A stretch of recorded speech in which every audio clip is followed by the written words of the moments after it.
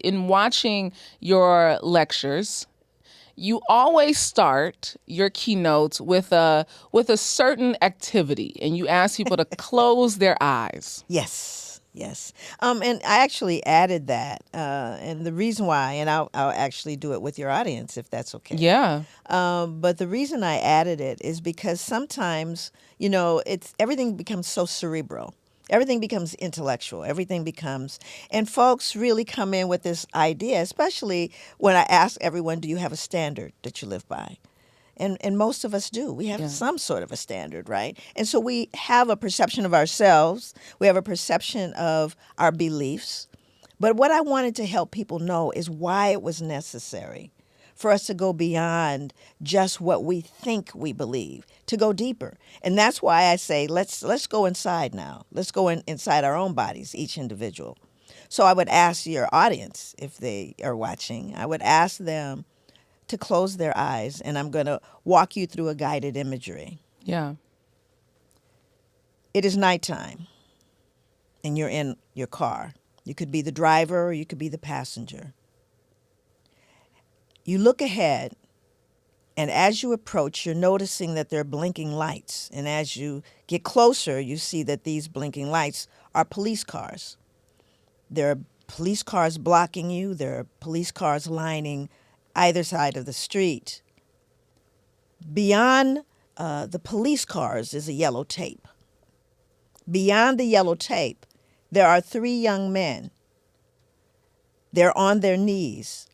Their hands are handcuffed behind their backs, and they don't have shirts on. Now open your eyes. And I ask them what they see. Now, normally, I don't ask it to of adult audiences, but I can see it sometimes when they flush because I said, I don't know what you saw, but I'm going to guess it wasn't 3 blonde-haired, blue-eyed boys on their knees. Yeah. And I do that because I want folks to know what has been embedded in our psyches. And I said that not only have I asked that question of adults, I've asked it of high school students. And they see brown and black boys. And I asked it of middle school children. And they see brown and black boys. And I dared not ask it of elementary school children. Because you see, those images have been etched into our consciousness. Doesn't matter what your values are, what you think you believe. This country has told you who the enemy is. Yeah. They have engraved it in your psyches. This is the dangerous one. This is the one to be feared. This is the one that we have to lock up. This is the bad guy. And that's what I want folks to understand. It's not even conscious to us. It's in the unconscious. And so what happens is you begin to get those images and you begin to believe them even when you live in the skin. And that's the point. And the point beyond that is, when I do my presentations, I show a whole litany of other slides. I show the slides of the young man who dove in the Mississippi to try to save 3 girls and a police officer who was trying to save them. He dove in, 16-year-old Corian Evans, and he didn't even think about his life. And he had no shirt on. And he was a black boy. But we don't see him. Yeah. We don't see his images. We don't see the images of tenderness between a black father and his child. We don't see the unity of black men or scholarship. We don't see the thousands and thousands of young black and Latino and Latinx and Asian folks graduating every year. Thousands of them. The historically black colleges bursting at the seams with scholars. We don't see those images. And that's deliberate. That's intentional.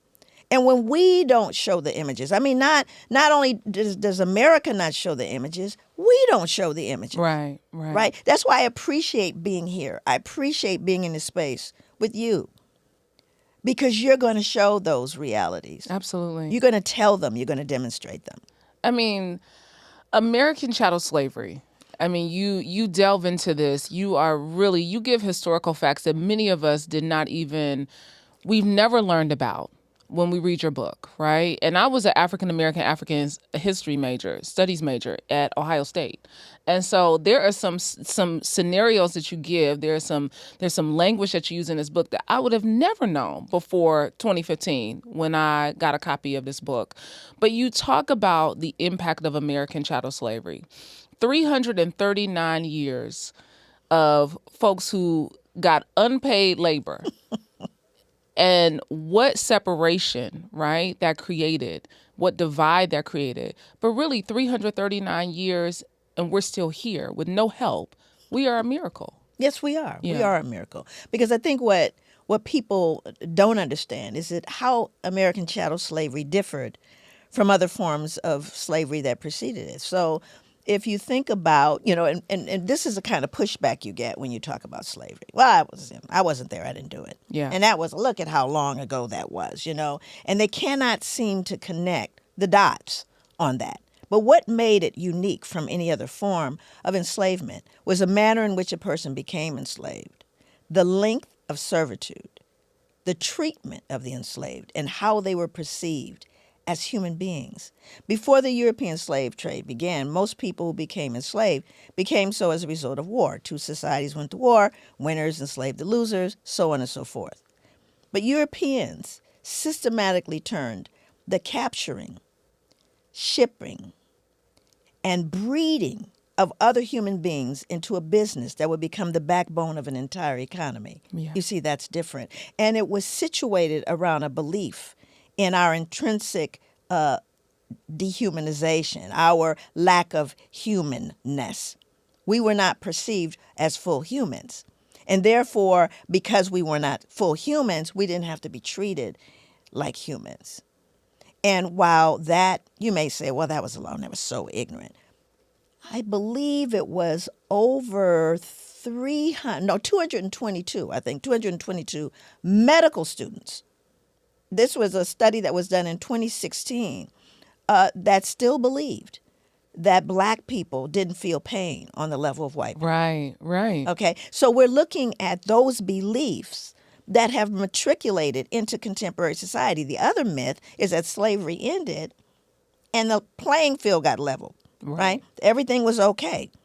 And that's just not true, because after slavery came the multitude of lynchings, all the way up through George Floyd, Breonna. It goes all the way. When did the actual injury and assault stop?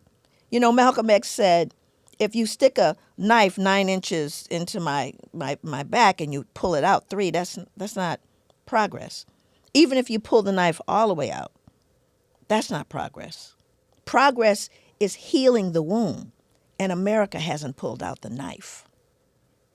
That's where we are. And you talk about America not pulling out the knife because America doesn't really want to own up to the truth of how inhumane slavery and American chattel slavery really was. Well, again, that is a door that no one wants to open because it creates cognitive dissonance. And cognitive dissonance occurs when you are simultaneously holding contradictory ideas, beliefs, habits. I often tell people I was in Portland. And in Portland, Oregon, God help me, when I was in Portland, you could, if you cough, somebody's going to offer you a herb, tell you how much echinacea you should have. And they say it's a place where nice clothes go to die, because people wear, socks with Birkenstocks. Yeah. I wish it weren't true. But yeah, it is. And these are the same people, if you ask, well, I'm vegan. Okay, good. Yeah, it's wonderful. I jog at least, 3 to 5 miles a day. Okay. I also smoke crack on the weekend. Now, you see, this would then be a contradiction. And what they do to deal with the dissonance associated with that is you do all those other things. Hey, Vault family, thanks for watching. If you enjoyed this clip, make sure to check out our full interview on our channel at Vault Empowers Talks. We don't just scratch the surface. We dive deep into the lives of some of the world's most influential leaders and change makers. Don't forget to like, to comment, and be sure to subscribe for more inspiring conversations. See you next time.